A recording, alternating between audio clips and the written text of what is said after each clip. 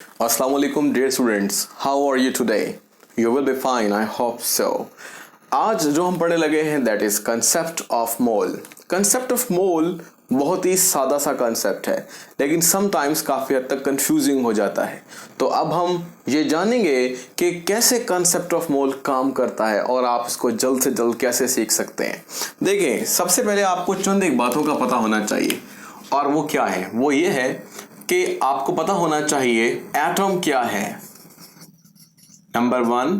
Number 2, आपको पता होना चाहिए कि मॉलिक्यूल क्या है, आयन क्या है, और इसके साथ साथ फार्मूला यूनिट क्या है. तो एटम के बारे में भी, मॉलिक्यूल के बारे में भी और आयन के बारे में भी हमारे लास्ट लेक्चर्स थे, वहां पर आप देख सकते हैं इसको. लेकिन मैं इसको शॉर्ट डिस्क्रिप्शन में जरूर दूंगा. देखें, किसी भी अगर आप एलिमेंट का छोटे से छोटा हिस्सा कर लें तो वो कहलाता है एटम. यानी अब आपने ये सीख लिया कि smallest particle of element is called atom. अगर हम मॉलिक्यूल का जिक्र करें तो ये किसी कंपाउंड, या आप स्पेशली ले लें कि ऑर्गेनिक कंपाउंड. वैसे तो ये दोनों लिए जा सकते हैं लेकिन अभी हम इसको डिफ्रेंशिएट करने के लिए इसको और आखिरी वाले को इसे कहते हैं ऑर्गेनिक कंपाउंड. और इसी तरीके से ये ऑर्गेनिक भी हो सकते हैं और इनऑर्गेनिक भी हो सकते हैं. ठीक है. और जो फार्मूला यूनिट्स हैं आपके पास, इसको हम बोल लेते हैं कि ये आयनिक कंपाउंड है, क्योंकि यहाँ पर इनको मखसूस कर दिया गया है कि फार्मूला यूनिट किसी आयनिक कंपाउंड का हिस्सा है. अब थोड़ा सा इनको डिफ्रेंशिएट अगर करें तो हम ये कहेंगे कि अगर किसी कंपाउंड को आप पानी में हल करते हैं और वो आयनाइज हो जाता है, ठीक है, या आयनाइज होने के काबिल है, तो वो आयनिक कंपाउंड और उसका छोटा तरीन हिस्सा फार्मूला यूनिट है. बात आगे समझा देता हूं, समझ में आ जाएगी. और जो कंपाउंड्स हैं जो कि आयनाइज नहीं होते, आयन नहीं बनाते, चाहे वो आयनिक हैं, चाहे वो कोवलेंट है, चाहे वो आयनिक है, तो वो मॉलिक्यूल उनका छोटा तरीन हिस्सा होगा. और आयन किसी मॉलिक्यूल का आयन भी हो सकता है. जैसे मिसाल के तौर पर हम जिक्र करते हैं कि वाटर के ऊपर प्लस चार्ज आ जाए, या हम कह सकते हैं सिंपल किसी एलिमेंट के एटम में से इलेक्ट्रॉन गया या आ गया तो भी आयन बन सकता है. इसके बारे में हमारे लास्ट लेक्चर्स मौजूद हैं, वहां पर आप इन्हें देख सकते हैं. बहरहाल मैं एग्जाम्पल के थ्रू यहाँ लिख देता हूँ कि ये आपके पास वाटर का एक आयन है. ठीक है. यानी H2O को जब आप आयनाइज करते हैं तो वो OH प्रोड्यूस करता है. इसी चीज को अगर हम मजीद एलेबोरेट करें, समझें, तो देखें, सपोज कीजिए कि ये आपके पास एक छोटा सा मेटल पीस है, एक टुकड़ा है किसी धात का. ठीक है. सपोज कर लीजिए ये आपके पास एक आयरन Fe आयरन धात है. तो क्या होगा, इसका अगर आप छोटा तरीन पीस ले लेंगे तो ये क्या कराएगा, एटम. इसी तरह से आपके पास एक पानी से भरा हुआ एक ग्लास है, या कह लीजिए बीकर है. इस पानी के ग्लास में बेशुमार छोटे छोटे से पार्टिकल हैं. यानी ये तो आपके पास कंपाउंड हुआ जिसको आप बोलते हैं वाटर इज अ कंपाउंड. लेकिन वाटर का बिल्कुल छोटा तरीन हिस्सा क्या कहलाएगा, मॉलिक्यूल. जो कैसा होगा, ऐसा. इसमें एक होगा ऑक्सीजन और 2 होंगे हाइड्रोजन. सिमिलरली जो आपके पास वाटर है, अगर वो H2O है और उसको आप आयोनाइज करते हो, यानी पानी की आयोनाइज्ड फॉर्म अगर होगी तो वो OH आयन देगी, साथ हाइड्रोजन आयन भी देगी. लेकिन फिलहाल एग्जांपल इसको कोट किया गया है इसलिए यही लिख रहा हूं. इसी तरह से आपके पास एक आयनिक कंपाउंड है. सपोज कीजिए ये आपके पास एक आयनिक कंपाउंड है जिसका नाम है सोडियम क्लोराइड. सोडियम क्लोराइड को अगर हम गौर से देखें तो ये उसकी एक लैटिस है, या आप कह लीजिए उस लैटिस का छोटा तरीन हिस्सा है जिसको हम बोलते हैं क्रिस्टल लैटिस. इसके बारे में भी हम आगे जाकर पढ़ेंगे और इस पर एक वीडियो बनाई जा चुकी है जिसको आप डिस्क्रिप्शन में जाकर देख सकते हैं.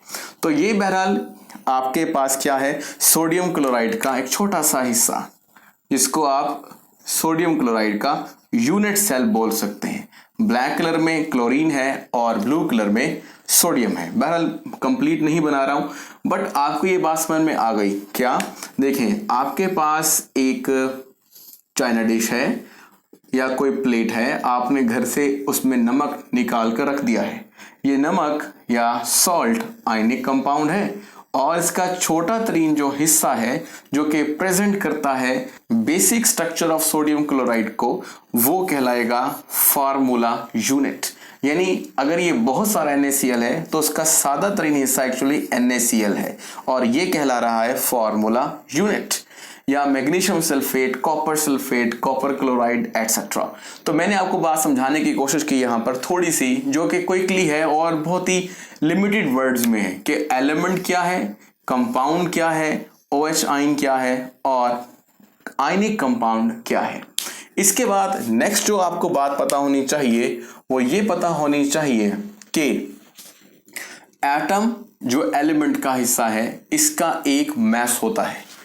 तो हम बोलते हैं इस मास को एटॉमिक मास। यानी आपको पता होना चाहिए एटम का एक मास होगा। भाई जाहिर सी बात है, कोई चीज है उसका मास होगा, वो एटम का होगा तो एटॉमिक मास। अगर वो मॉलिक्यूल का होगा तो क्या कहलाएगा, मॉलिक्यूलर मास। और इसी तरह से आयन का होगा तो कहलाएगा आयनिक मास और फॉर्मूला यूनिट का होगा तो कहलाएगा फॉर्मूला यूनिट मास।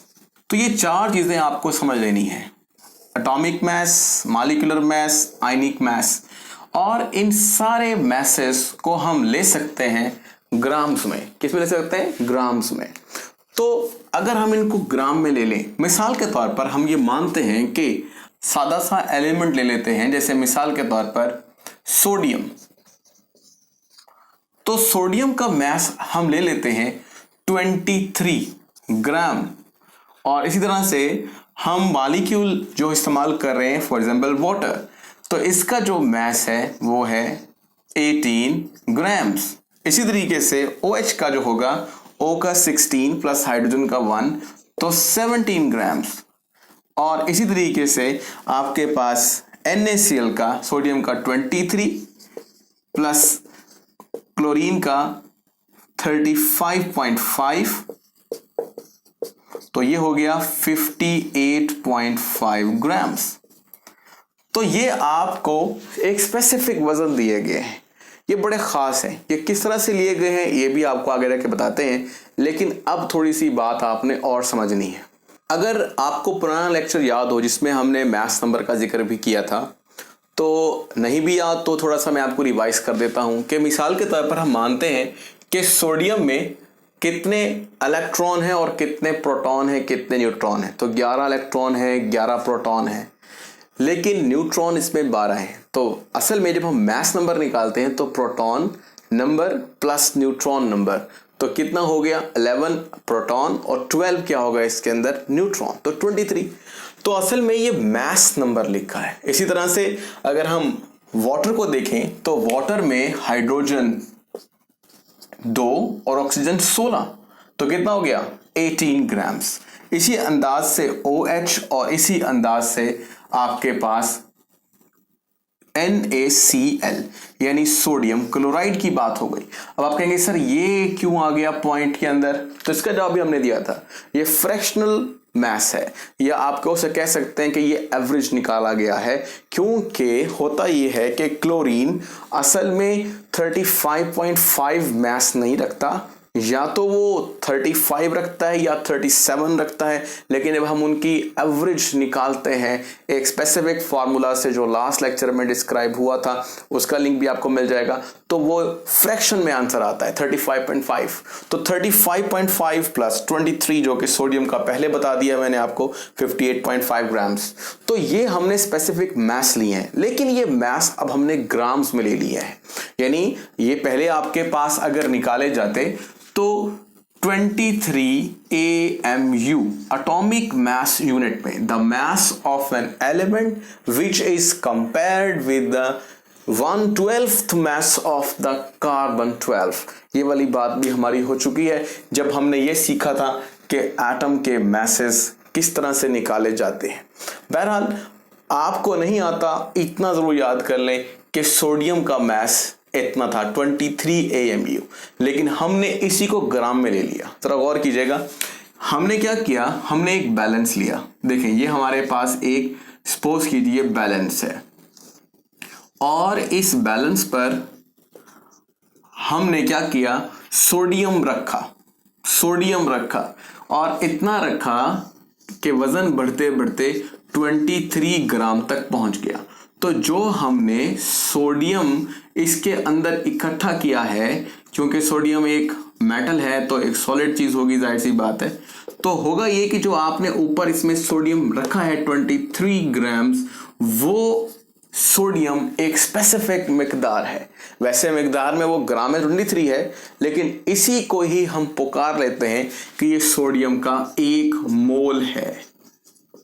यानी अब तक आपने ये सीखा कि अगर हम किसी भी एलिमेंट के एटम का एटॉमिक मास अगर ले लेते हैं ग्राम्स में, एटॉमिक मास क्या बनता था 23 AMU, लेकिन हमने ले लिया उसको ग्राम्स में, तो वो कहलाएगा उसका 1 मोल। अगर बात अभी क्लियर नहीं हुई, थोड़ा सा फिर लेके चलते हैं आगे। वो क्या है, सपोज कीजिए आपके पास वाटर है। अब आप वाटर को, यानी पहले आपने यहां पर सोडियम को रखा था, अब आप इसी तराजू के ऊपर किसे रख लें, पानी को रख लें, ग्लास का वजन माइनस कर दें और पानी भरना शुरू कर दें, और पानी इतना भरें कि पानी का वजन हो जाए 18 ग्राम्स। यानी 18 ग्राम अगर आपने पानी को तोल लिया, तो ये पानी की जो खास मिकदार है 18 ग्राम रखने वाली, ये कहलाएगी पानी का 1 मोल। तो ये आपके पास 1 मोल के बारे में जिक्र हुआ। बिल्कुल सेम टू सेम अगर आप आयंस लेते हैं इतनी मिकदार में, तो भी वो 1 मोल होगा। अगर OH आयन लेते हैं और 17 ग्राम तोल लेते हैं तो 1 मोल होगा। NaCl सोडियम क्लोराइड, जैसे तराजू है आपके पास, अब इसी तराजू में जो आपके पास घर में नमक पड़ा है, वो नमक ले आए और नमक को तोलना शुरू करें, और इतना तोलें कि बर्तन के अलावा, बर्तन का वजन नहीं, जो सोडियम क्लोराइड का वजन है, अगर वो आ गया, कितना आ गया 58.5 ग्राम, तो आप कहेंगे कि सोडियम क्लोराइड की जो खास मिकदार है ये कहला रही है 1 मोल। अब इसको थोड़ा सा क्या करते हैं, समरी करते हैं। समरी जैसे करेंगे आपको फौरन मोल पता लग जाएगा कि मोल क्या होता है। यानी if the atomic mass of an element या atomic mass of atom of element is taken in gram, then it is a 1 mole. When molecular mass of a molecule is taken in a gram, then it is called 1 mole. इसी तरह से ionic mass of ion is taken in grams, then it is called 1 mole of that ion.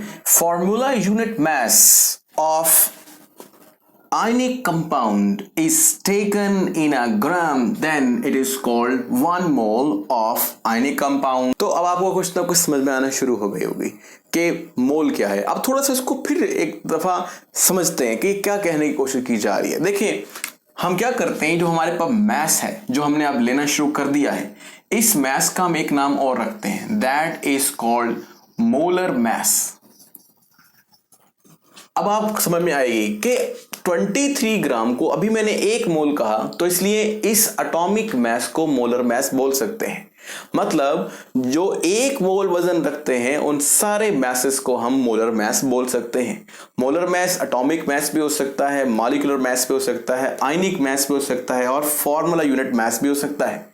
लेकिन atomic mass molecular mess नहीं हो सकता, क्योंकि atomic mass atom का molar mass है और मॉलिक्यूलर मैस किसी मॉलिक्यूल का मोलर मैस है। इसी तरीके से आगे भी अगर हम यहां पर थोड़ी सी बात मजीद इजाफा कर दें तो बड़ी खास होगी। वो क्या, वो ये कि जैसे हमने 23 ग्राम्स निकाले किसके, एटम के, जो सोडियम एलिमेंट के थे, तो हमने बड़ी अहम बात देखी कि इस धात के अंदर जो आपके पास पार्टिकल्स होंगे, ये पार्टिकल हमारे ऑर्बिट्रेरीली फिक्स्ड वैल्यूज हैं, और वो है 6.02 इंटू 10⁻23 एटम्स। यानी अगर हम सोडियम का 1 मोल तोलें, तो मोल तोलने पर जो हमें एटम्स मिलेंगे वो 6.02 इंटू 10⁻23 होंगे।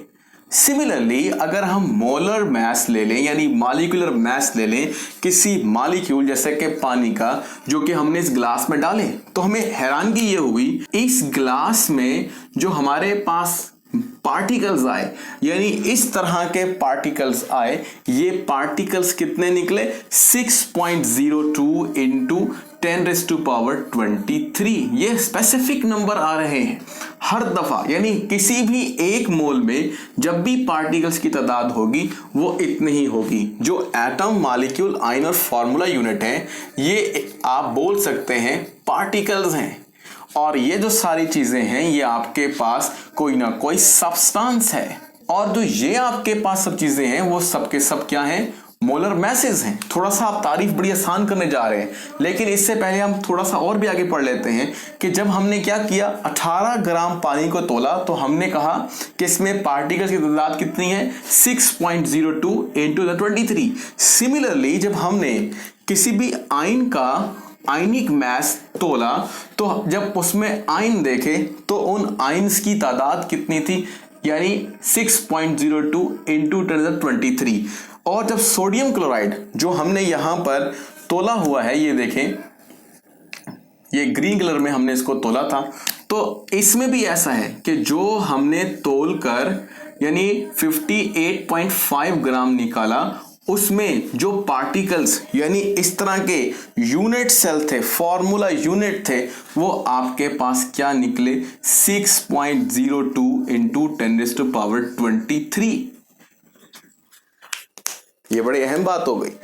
यानी अब जो ये खास वैल्यू आ रही है 6.02 इंटू 10⁻23, ये एवोगैड्रो ने बताई थी, इसलिए इस नंबर को हम कहते हैं एवोगैड्रो नंबर। यानी एवोगैड्रो नंबर किसी भी एलिमेंट के लिए एटम्स की तादाद होगी, किसी कंपाउंड में मॉलिक्यूल्स की तादाद होगी, किसी आयनिक स्पीशी में आयन्स की तादाद होगी, और आयनिक कंपाउंड में फॉर्मूला यूनिट की तादाद होगी। मतलब आप यहां पे लिख सकते हैं, जैसे मैंने लिखा एटम्स, इस तरह लिख सकते हैं आयन्स, इसी तरह लिख सकते हैं फॉर्मूला यूनिट्स, या आप लिख सकते हैं मॉलिक्यूल्स।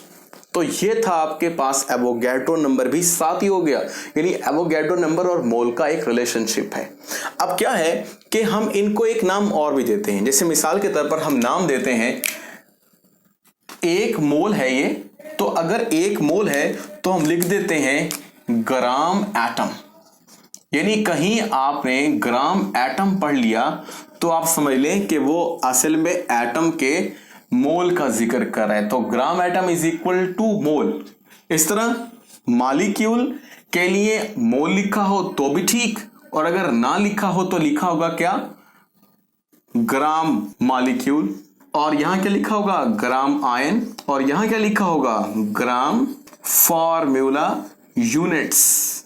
ये थी आपके पास छोटी सी बात। इसको अब करते हैं डिफाइन, और मोल को जब डिफाइन करेंगे तो आपको बहुत कुछ समझ में आने वाला है। तो फर्स्ट तारीफ यूं करेंगे, when molar mass of particles of any substance are expressed in grams, then it is called mole।